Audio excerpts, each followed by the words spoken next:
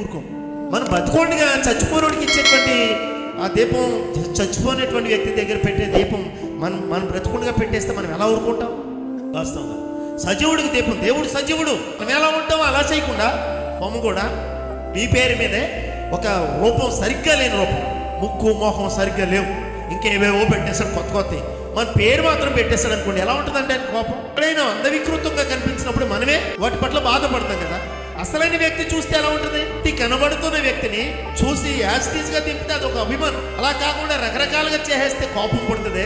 అసలు దేవుణ్ణి ఎవరు చూడలేదు కదా, ఎవరు చూడని దేవుణ్ణి, అదృశ్యుడైన భగవంతుడిని, సర్వ సృష్టికర్త అనే దేవుడికి ఈ లోకంలో ఏదో ఒక రూపాయిని తయారు చేసి ఇది దేవుడి స్వరూపమురా అని చెప్పి ప్రజలకి అలవాటు చేసి వాళ్ళని నువ్వు తప్పు చేస్తూ ఇతరులను తప్పు చేస్తూ ఉంటే సృష్టికర్తకి ఎక్కడి నుంచి వస్తుందమంట, అది మోసంగా భావిస్తుంది.